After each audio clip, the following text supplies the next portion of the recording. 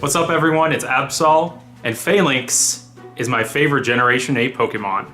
This part of the video, talking about why Falinks is my favorite Gen 8 Pokemon, was supposed to be a short intro for the shiny Falinks I hunted. But this intro got a little out of hand to the point where I found it necessary to mention it in the title of the video since it takes up such a big chunk of it.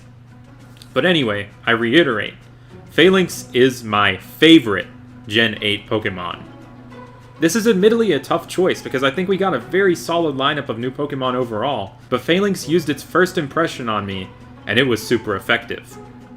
You'll see my reaction to this thing for the very first time in my Sword movie whenever I get around to finishing that, but just know that I was not expecting this to actually be this. They're the boys, the squad, the gang, the Macedonian Phalanx formation, and they possess the teamwork and choreography of 6 of the same Smash character on the victory screen, and they carry that energy all the time. They are 6 friends condensed into one party slot, typically reserved for one friend. That's just plain efficient. Sure, there have been other Pokemon that have been doing this all-in-one friend bundle pack thing since the dawn of Pokemon time, but Falinks does it a little bit differently, and I venture to say that Falinks does it best. Falinks is the best collective Pokemon we've ever gotten. A lot of these past collective Pokemon we've known for years have had no choice in the matter of whether or not they are collective Pokemon, as most of them are biologically linked together. Some of them supposedly even argue amongst themselves as if they don't want to be conjoined. There's no biological link holding Falinks together whatsoever. They're just together by the power of teamwork and discipline. Some other Pokemon are like this, but Falinks is just better. Let's look at a few and I'll tell you why. Let's start with Execute. These eggs work together pretty well, but upon evolution, they go from the whole group of 6 eggs with 5 heads to something with only 3 heads, or 4 if it's an Alola, showing that Execute might be willing to leave a man behind if it means evolving. You know who wouldn't do that? Falinks. They don't even evolve. Let's look at Wishiwashi. The schooling form of Wishiwashi is a very impressive example of teamwork and choreography, but the school will gladly ditch any Wishiwashi that's below a certain level or HP, so they're not always there for each other. In fact, they might even have to school against their will. Wishiwashi is native to the Alola region, which is based off of Hawaii, which is part of the United States, where schooling is compulsory up to a certain age. Does this rule apply to fish? No, but this is the Pokemon world we're talking about. There's a possibility that it might. Falinks works together as a team as one Pokemon, and they die as a team. No retreat, no hesitation, no surrender, no man left behind. Now let's talk about how Falinks' teamwork dunks on Spiritomb. It's impressive that 108 wandering spirits are all working together, but they're probably only working together because of the big rock they're confined to and some 500-year-old curse. That's almost a biological link if you think about it. Would they be working together if it weren't for that rock? No way. Would Falinks work together without being confined to a rock? Well, they don't have a rock, so there's your answer. What about Mantine? Mantine and Remoraid once had an impressive symbiotic relationship where they were practically inseparable. But after the 3rd gen games, Mantine decided to focus more on its solo career in order to fulfill its lifelong dream of becoming a surfboard, and left Remoraid to merely babysit its children until they were fully evolved and able to leave the nest. They still share a great partnership, but both of these Pokemon exist as their own single entities now. Meanwhile, each individual link of the Falinks chooses not to be its own Pokemon whatsoever, in order to be a part of something greater than itself, and that thing, of course, is the Great Falinks. And last but not least, Dugtrio. They're supposedly triplets of Diglett, so they're not necessarily biologically linked together. They might really have it all going on. But how can we be sure?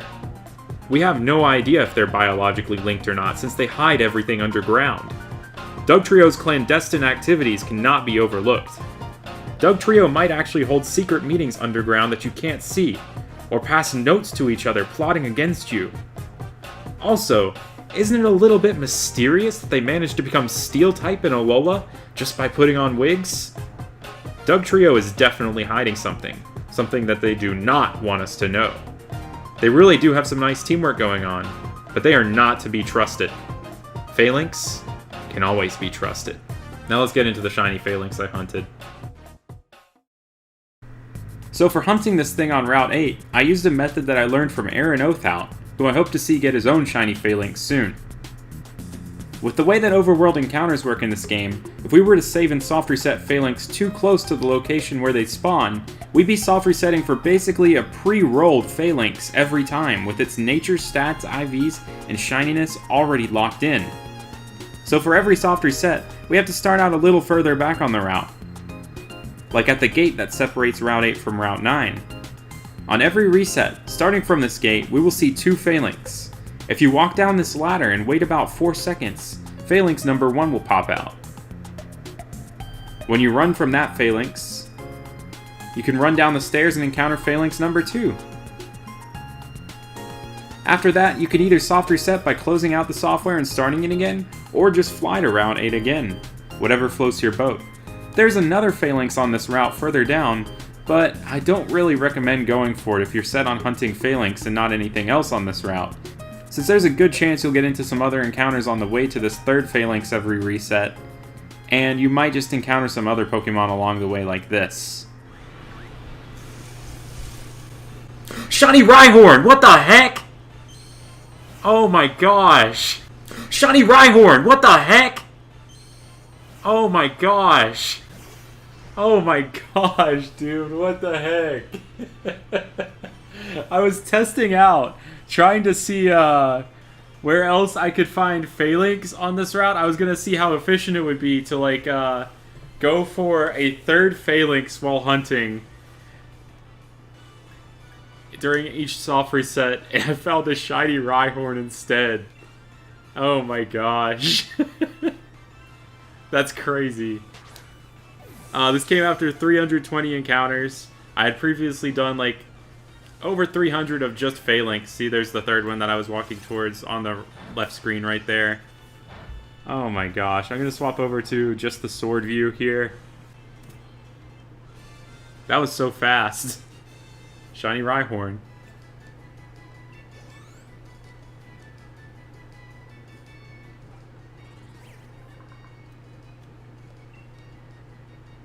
Shatter a skyscraper. That's kind of crazy. Alright, let's check this thing out and encounter with Falinks, which was my original target here. I guess I will keep hunting for it soon, and I'll probably just do the first 2 Falinks so this doesn't happen again. Of course, I'm happy with this. It's not like I'm really upset or anything about finding this shiny. It was just incredibly unexpected. And it wasn't my target. Miraculously, after my Rhyhorn mishap, I still had a very short Falinks hunt afterwards. At last, here's the shiny Falinks I found. Hope you enjoy.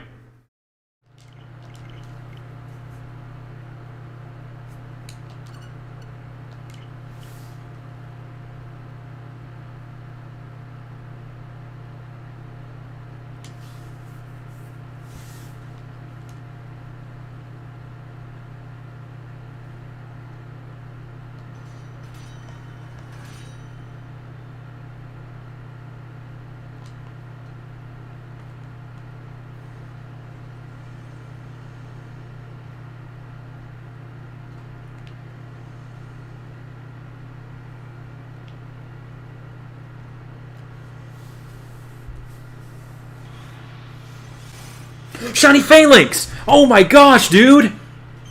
That was so fast! Shiny Falinks! Oh my gosh, dude! That was so fast! What the heck?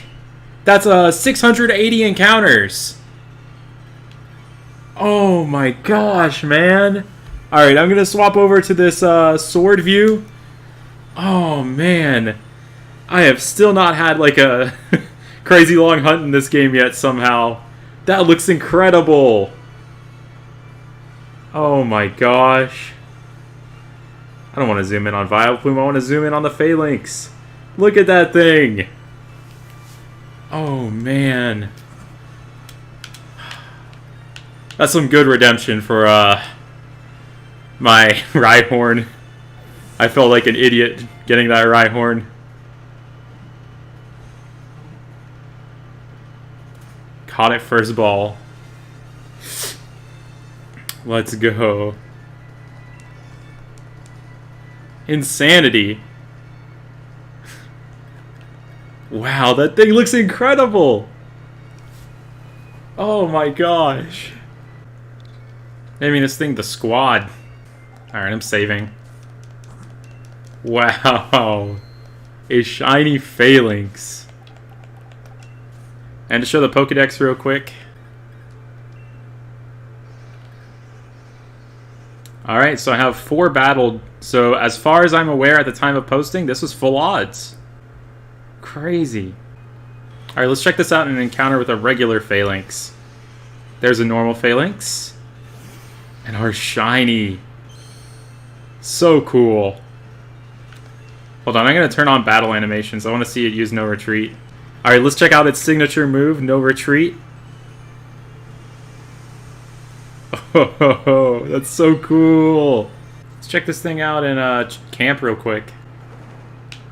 Alright, so at this camp right now we have all the cool dudes right now. We have my shiny Rune Regis, the level 100 Gauntlet Stonejourner, my regular Falinks, well, that's the shiny one, my regular Falinks, and my shiny Falinks. Let's call the squad over. Like soldiers in a row. Oh, this thing is so cool.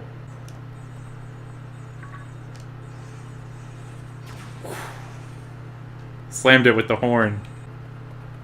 Oh, and the original Falinks brought in the ball. I appreciate that, but there are more important things to tend to right now, like the shiny Falinks.